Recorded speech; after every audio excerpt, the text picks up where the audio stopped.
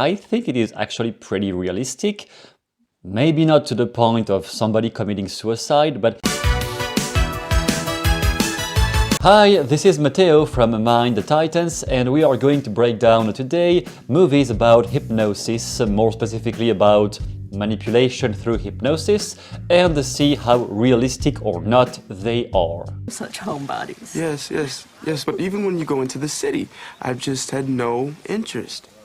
The chores have become my sanctuary.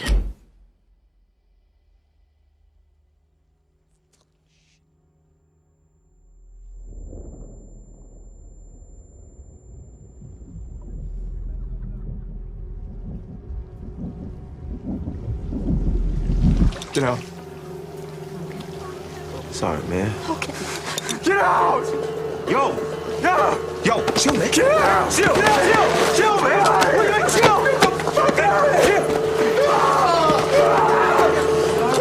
An abreaction in the world of hypnosis is something pretty well known. Unfortunately, it does happen that a shock, something, a word that hypnotist says, or any reminder, any memory can create a very difficult reaction, crying, screaming. The person might go into violent rage. It can happen. Now, can a subject be hypnotized to the point of just not being himself anymore, spitting out a memorized speech like here? Definitely yes. Can it be to the point of literally suppressing the free will of the person? Arguably, I wouldn't say it is that realistic. On certain occasions, yes. On a whole lifetime, completely suppressing the free will of somebody on a whole lifetime, day, night, no matter who that person is with, no matter what's happening around, I would say it is not totally realistic, but the abreaction is definitely something that can happen. We do use focal points sometimes to guide someone into a state of heightened suggestibility. What about your mother? Wait, are we? Where were you when she died?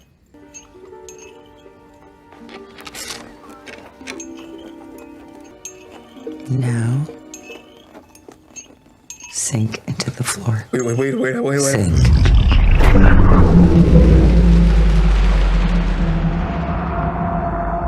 Many details here are pretty accurate. I guess it is one of the most famous scenes in the movie, based on the picture of the guy with the eyes like this. In the beginning, when she asks rhetorical questions to make him say yes, that is definitely a linguistic strategy to get the person in a headspace of agreeable. She's describing how the trance process works, which can definitely be used as an induction itself. When someone is describing to you how somebody can go into a trance, that can be an induction itself if the person knows how to play with their voice tempo and how to adapt to your facial reactions, to your overall state. A qualified hypnotist can definitely put you in a trance, or at least in some light altered state, maybe not a deep trance, but a light altered state, just by describing how the trance process works. Now, where it gets a bit dark is where she's going straight on trauma elicitation, which is something we would do normally in a hypnotherapy session later in the process once we have built enough rapport with the person. But she's on purpose doing a trauma elicitation to make him feel extremely vulnerable, and that being linked with the fact he's in her house and he's being invited and she's the mother of his girlfriend. So a lot of authority factors stack up upon each other to make him more receptive to everything she's going to do and say. So many things in this scene are, I think, pretty accurate. Now, the rapidity at which it happens to me is a bit unrealistic. How fast she brings him into a very deep state, I think it is a bit unrealistic considering how not receptive or not likely he was to be hypnotized in the beginning. It is going a bit fast, but somehow it is not that badly done.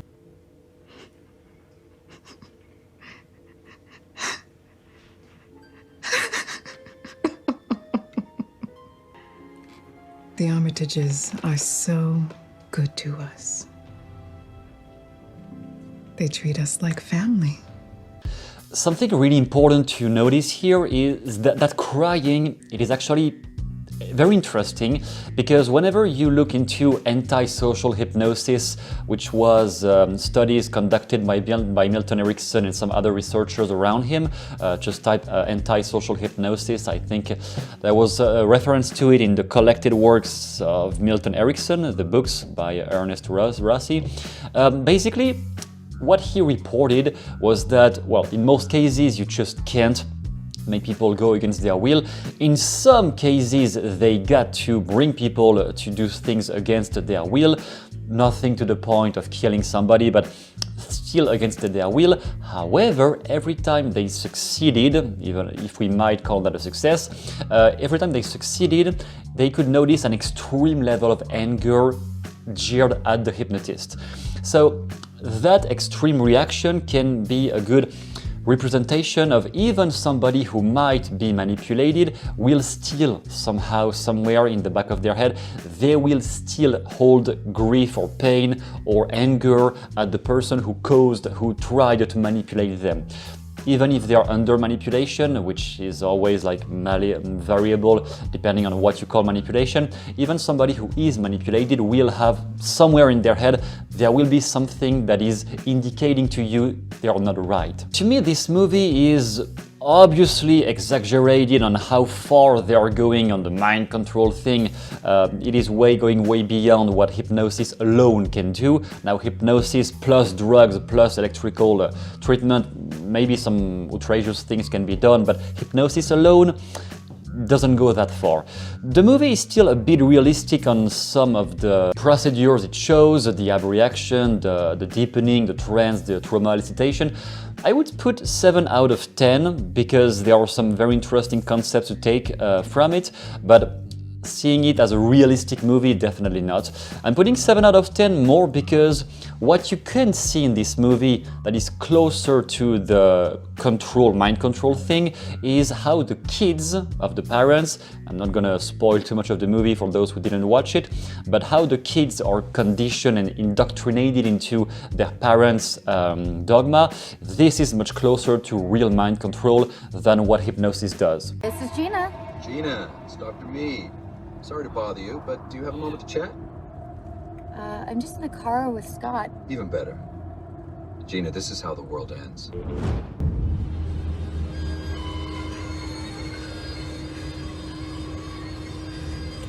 Get it off of me. What? Gina.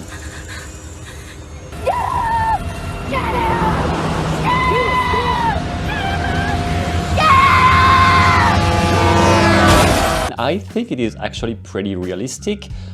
Maybe not to the point of somebody committing suicide, but in some way it was not suicide. Here it was something else. First of all, the suggestion was not directly about now kill yourself. It was about eliciting a spider phobia, any kind of phobia, right here specifically spiders. So in this movie, the shady hypnotist has been exchanging with that patient for like a lot of time, long sessions for like months and months and months, maybe even years. It is possible to induce a very deep level of conditioning if the therapist has been following the same patient for that long, and I wouldn't see that as an impossible thing to know that your client has a phobia about this or that, and then associating through a deep trance that phobia to the command, now the world ends, which is what he says here. That is just a hypnotic command that can be used as an encore.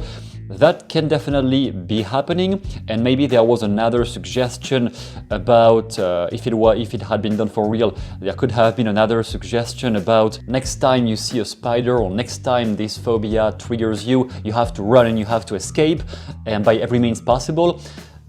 In that context, if the suggestion that was rooted behind the command now the world ends is you have to escape, that could produce a reaction like this.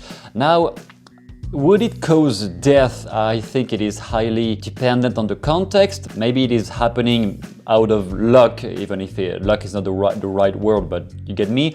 I wouldn't say it is that unrealistic. I would say what is very unrealistic is that you can automatically and absolutely cause death, I would say it is very unrealistic. But the procedure that has been eventually used here, if a therapist has been conducting many sessions with a patient, that can be like that if the hypnotist has really bad intentions. Jennifer?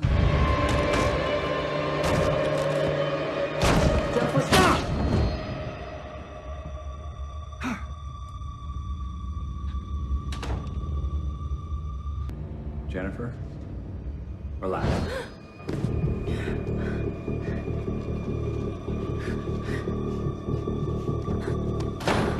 Jennifer? No, wait. Sleep. Pretty realistic, especially if you have been watching hypnosis shows. Simple commands like stop, sleep, relax. That is definitely something you can create, the catalepsy state where the person is static, not moving anymore. That is definitely one of the early stages of the hypnotic phenomenon. Now, can it happen with somebody who is highly threatened of you and highly in a defense mode with you? I would say I'm not a big believer of that, because at this point in the movie she's already aware that he is evil and she's trying to avoid him, and she is aware of how many demonic powers he has. So if the subject already has many conceptions about the hypnotist being evil, I wouldn't see that being possible to command somebody's mind on that level. Maybe he would have some influence over her still, but on that level of depth with the subject and the hypnotist, I would say it does happen when there is trust between both. When there is no trust anymore, I highly doubt, I could be wrong, but I highly doubt it can go that far. Just like Get Out, I think this movie is highly exaggerated on how far and how fast you can produce a deep hypnotic phenomenon on a subject and how much control you can have over their mind. I think it is highly exaggerated. However, I would still put a very high grade on that movie. I would put like 8 out of 10, simply because this movie portrays, in my opinion, much more what people should really be afraid of, which is a narcissistic relationship. This is the real topic, not that much hypnosis, because in the movie, if you see, she's first introduced to him as the friend of her best friend, and her best friend tell her, oh, this is a great guy, you should see him. So there is already a lot of trust established between the hypnotist, like the evil hypnotist, and the subject beforehand, and he is first providing legitimate value for her. He is first helping her to heal about many things, and she was heavily vulnerable in the beginning of the movie because she has lost a child, so many things were very tough to deal with in her life, so she was more vulnerable. This whole story portrays much more where the danger comes from. If a highly vulnerable victim is encountering a highly narcissistic guru or something, that is where danger comes from, with or without hypnosis. Hypnosis is just one tool to play with people's consciousness. It is not what can create danger, but somebody on that level of evil mindset and somebody who is highly vulnerable, that's definitely a problem. Yes. Sergeant Shaw, Who is this? Sergeant Raymond Shaw, Yes? Raymond Prentice Shaw.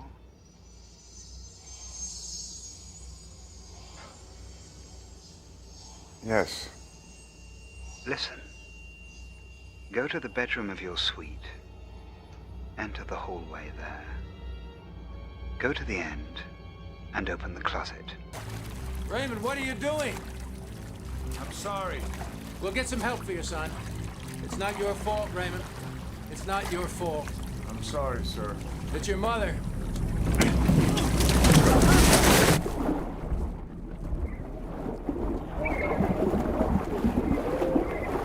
I know that movie was based on a real fact, the Manchurian Candidate. It was a real story behind that.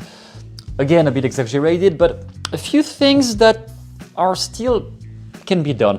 First of all, using a series of words, so Sergeant, Raymond Shaw, all of that, to condition the person to reactivating something in their brain that has been conditioned for years and years prior to this.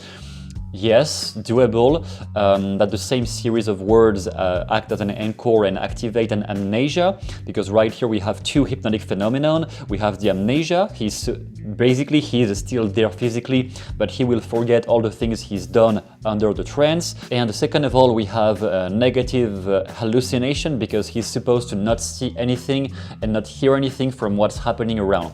So in the jargon of hypnosis, we call that negative hallucination, because we remove things from the consciousness of the person.